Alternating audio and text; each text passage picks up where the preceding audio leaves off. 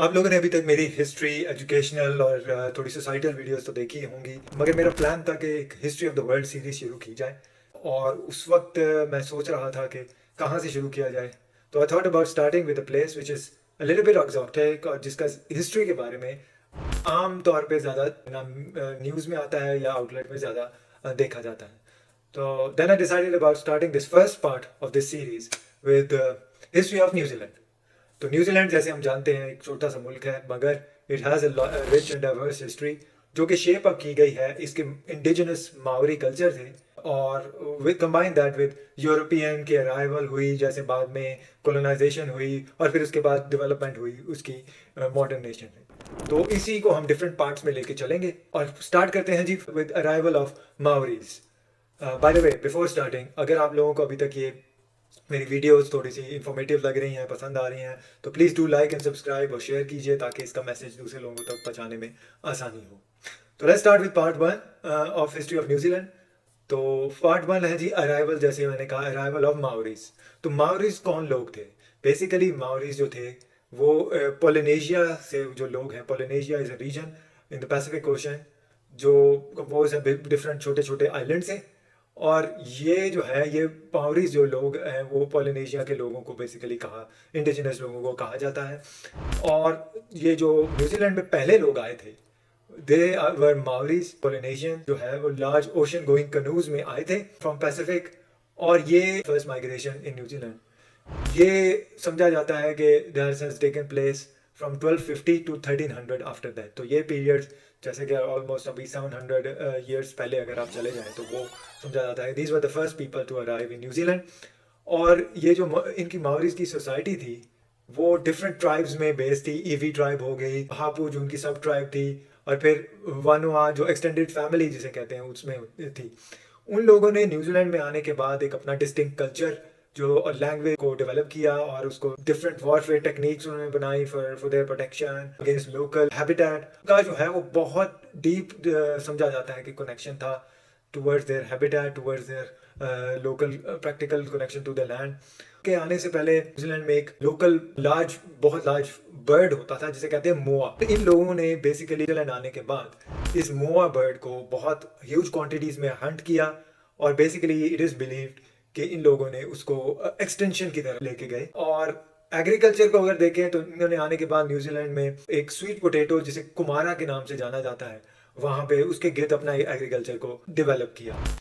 अब ये लोग जो है वो they were going living in New Zealand for 300 after their arrival 300 years और सो। मगर यहाँ से हम अपने नेक्स्ट पार्ट में चलते हैं जो है जी यूरोपियन एक्सप्लोरेशन और यूरोपियन कॉलोनाइजेशन का पार्ट इन न्यूजीलैंड। यूरोपियन जो डिस्कवरी और अराइवल है इट इज बिलीव कि 1642 में एबल टास्मैन जो है वो was the first Dutch explorer to reach New Zealand. और जो है वो नेदरलैंड्स में एक रीजन है जीलैंड। जब ये एबल टास्मैन हॉलैंड से नीदरलैंड से वो न्यूजीलैंड पहुंचे तो उन्होंने इस एरिया का नाम जीलैंड के रीजन के तौर पे न्यूजीलैंड रख दिया। तो जो न्यूजीलैंड का नाम है ये उन्हीं की डिस्कवरी और उन्हीं के दिए गए नाम से आता है। इसके बाद हम फिर दूसरे भी यूरोपियन एक्सप्लोरर पहुंचे, मगर मोस्ट नोटेबल जो है वो कैप्टन जेम्स कुक जो ब्रिटिश एक्सप्लोरर थे जिन्होंने ऑस्ट्रेलिया को भी डिस्कवर किया था फॉर द यूरोपियंस। वो यहाँ पे इट इज बिलीव कि 1769 में आए। और उसके बाद उन्होंने जो सबसे पहला काम किया वो था उन्होंने जो है न्यूजीलैंड की जो शोर लाइन है, कोस्ट लाइन है, बहुत एक्सटेंसिवली मैच की और उसे बहुत ज़्यादा मैप किया प्रॉपरली ताकि पता लगे कि न्यूजीलैंड कितना बड़ा है। और इट इज़ बिलीव कि जो कैप्टन जेम्स कुक थे ये ही मैप्ड और actually interacted with the indigenous Maori culture जो वहाँ पे 300-400 साल से रह रहे थे।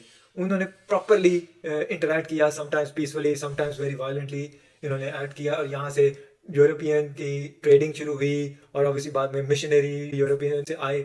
और ये लीड करता है into our third part of your New Zealand history जो कि एक्सटेंड करता है 1790 से टू 1840। यहाँ पे हमें देखने को मिलता है बहुत ज़्यादा यूरोपियन वॉर्स भी के साथ वॉर्स हुई विद मावरी कल्चर और मावरी ट्राइब्स। पहले तो जो यूरोपियन जैसे मैंने कहा बहुत ज़्यादा ट्रेडर्स इस पीरियड में आए जिन्होंने मेटल टूल्स ट्रेड किए, मस्केट्स ट्रेड किए, अल्कोहल वो लेके आए बहुत ज़्यादा। और फिर इन्होंने मावरी ट्राइब्स के साथ फूड, टिम्बर और बहुत सारे यूरोपियन गुड्स को एक्सचेंज किया। और फिर साथ ही साथ क्रिश्चियन मिशनरीज आए, उन्होंने प्रीचिंग शुरू की टुवर्ड्स मावरीज। मगर इस वजह से, इस एक्सचेंज के साथ बहुत ज़्यादा टेंशन भी पैदा हुई बिटवीन मावरीज और जो यूरोपियन आ रहे थे न्यूजीलैंड में। और इस वजह से फिर फाइनली हम देखते हैं एक बहुत ज़्यादा लंबा सिलसिला 25-30 साल का चलता है वॉर्स का, जिस को कहा जाता है मस्केट वॉर्स। तो ये musket wars is believe between Maori, local Maoris and Europeans. It happened between 1807 to 1830। और इसमें आप देखते हैं local firearms, intertribal wars भी मावरी की शुरू हो गई। और ये जो है it cause significant death and displacement of Maori population because Europeans के had significant experience of colonisation elsewhere. और उनके पास मोस्ट इंपॉर्टेंटली जो है वो मॉडर्न वेपन्स थे उस टाइम के मुताबिक। तो उन्होंने बहुत ज़्यादा मावरी जो पॉपुलेशन थी जो वहाँ पे 400-500 साल से रह रही थी, उनको बहुत ज़्यादा डिस्प्लेस किया, उनको किल किया। और इस नतीजे में फिर यूरोपियंस का इन्फ्लुएंस वहाँ पे न्यूजीलैंड में बहुत बड़ा, स्पेशली जो ब्रिटिश इन्फ्लुएंस है as a result of James Cook and his subsequent followers, उनका बहुत ज़्यादा ब्रिटिश इन्फ्लुएंस बहुत ज़्यादा पड़ा।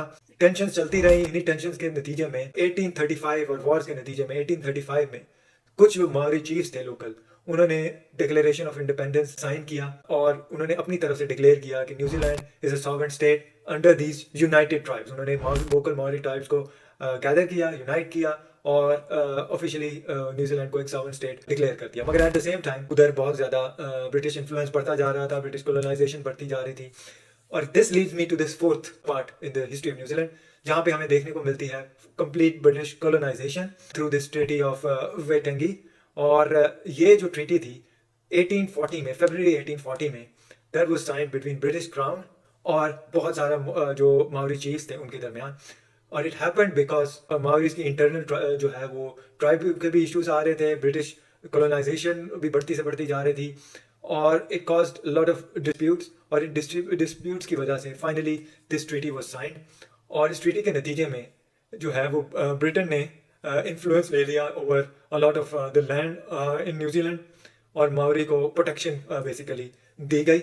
मगर ये ज़्यादा देर चल नहीं सकी। आफ्टर 1 ईयर ऑफिशियली जो है 1841 में New Zealand became a British colony. और इसी वजह से हम देखते हैं जो आगे पीरियड चलता है from 1845 to 1872, that led to a period which is called a New Zealand wars period. यहाँ पे बहुत ज़्यादा टेंशन वंस अगेन हमें मिलती है मावरी ट्राइब्स के दरमियान, ब्रिटिश के दरमियान।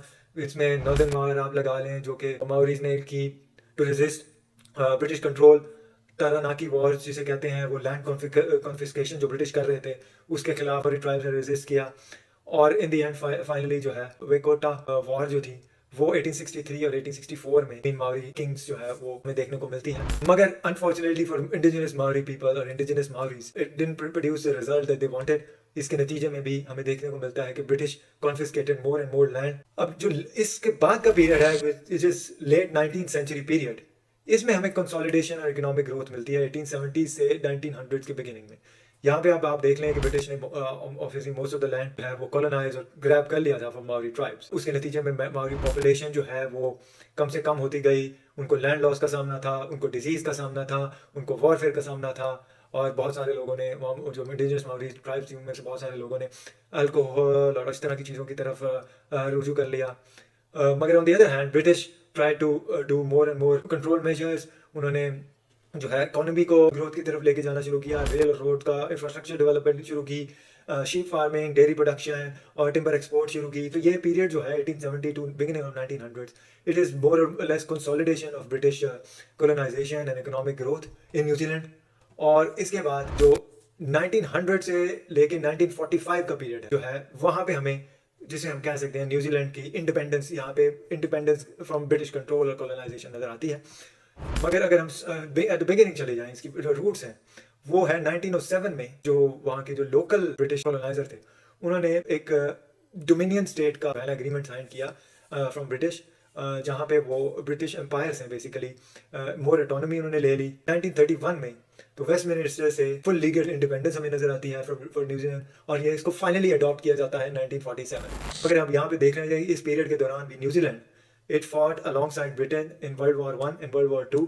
यूरोप में, नॉर्थ अफ्रीका में, पैसिफिक में न्यूजीलैंड ट्रूप्स जो है हमें नजर आते हैं। अब पोस्ट वॉर डेवलपमेंट की तरफ हम आए जब 1947 में, जैसे कहा कि यहाँ पे New Zealand became a independent nation उसके बाद हमें नज़र आता है उन्होंने डेवलपमेंट की तरफ और मॉडर्न वेलफेयर स्टेट की तरफ, फ्री हेल्थ केयर, एजुकेशन, इसकी तरफ अपना फोकस शुरू किया। मगर इसी के दौरान जो है मावरी रेनाइसेंस मूवमेंट हमें नज़र आती है between 1970s and 1980s actually, जिसके नतीजे में रिवाइवल ऑफ मावरी कल्चर और मावरी लैंग्वेज नज़र आती है हमें।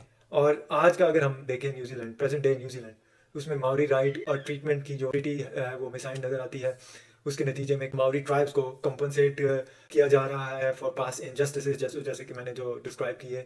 और जो आज का न्यूजीलैंड देखें, despite all that is a modern diverse nation जिसकी स्ट्रॉन्ग इकोनॉमी है, but most of all it has a global reputation for democracies, environmental policies और सोशल इक्वालिटी।